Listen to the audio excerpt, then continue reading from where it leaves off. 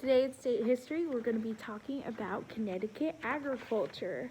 I feel like, Olivia, you're really going to appreciate this because we're talking all about the agriculture of Connecticut. Now, when you think of agriculture, what do you think? Maybe you think of farms. Well, we're going to learn a little bit about this today. If you go in your book to page 43, I have actually attached the picture of this map. So if you have a printer and you just want to print this, I attached this to Google Classroom. You can see this map right here. It has Connecticut divided up by counties and some of the different agricultural resources. Cattle, dairy cows, eggs, mushrooms, forest, fruit, greenhouses, maple nurseries, oysters, pigs, sheep, tobacco, vegetables, and Christmas trees.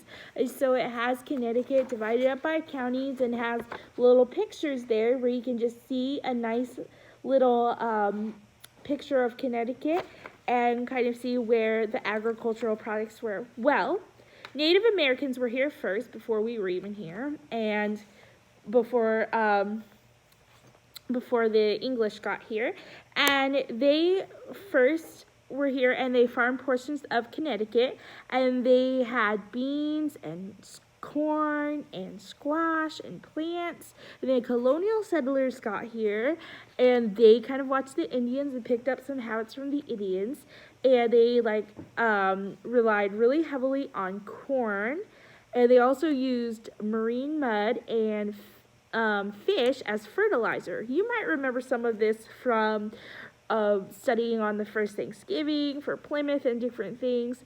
Now, when they were first doing this, a main threat to their livestock was wolves, because wolves would come and attack their farms. They had to make sure they guarded them to protect the livestock. Some of you boys might have liked that job of guarding that. And they had dairy cows, but one problem they had was poor grass. So because of this, they started also breeding pigs to eat for food.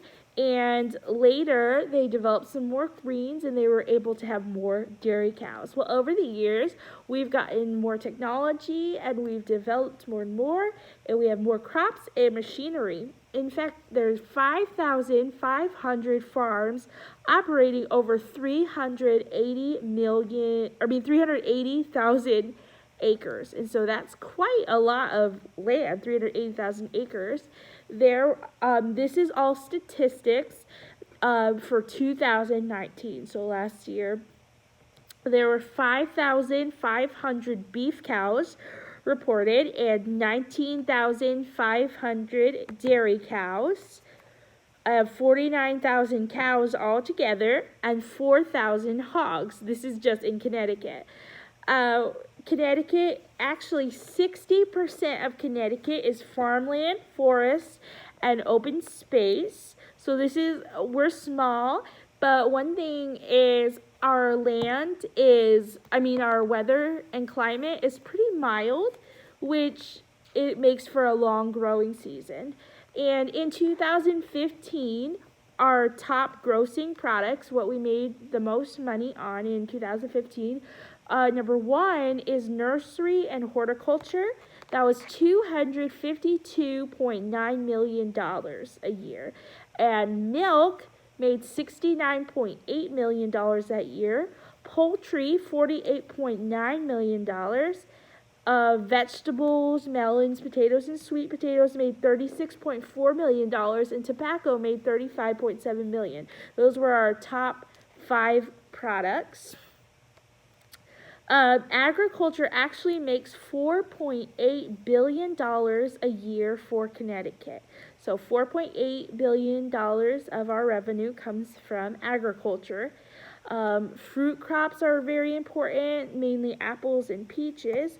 In 2019, just in milk alone, can you guess how much money?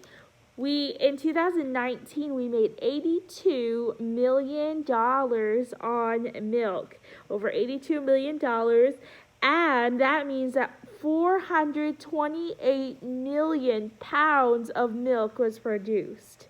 That's quite a lot of milk. Now, our top products are greenhouse products. So, like we said, nursery and horticulture, which means this is like flowers, bedding plants, like the ones you plant, ornamental shrubs, and Christmas trees. Those are very important. Another important thing is aquaculture. Aqua, like water culture, is important as well. 70,000 acres of shellfish farms, 450,000 bushels. Remember, we talked about a bushel, it's the size of a laundry basket. So 450,000 bushels of hard clams and 200,000 bushels of oysters. That's quite a lot. 750 beekeepers were also reported with 6,000 bee colonies. There you get your honey. So if you go to page 45, name one agricultural product that's important to your state. Well, when we were learning about it, I had them write nursery and greenhouse products because those are some of the most important ones. And this is found in farms across Connecticut. And one or two sentences why this is important. Well, it's important because you get your ornamental shrubs and flowers and bedding and plants and different things, your greenery. But it's also important because it provides a lot of money for Connecticut. So these are important, and it keeps our land beautiful and provides us with a food source and locally grown, which is also important. So I hope that you learned a little bit in agriculture today for Connecticut. Maybe you can tell me some facts about Connecticut and their agriculture. I don't know. Well, have a great rest of your day. As always, remember this is not required, but it is required for you just to watch these. Okay, have a great day. Bye.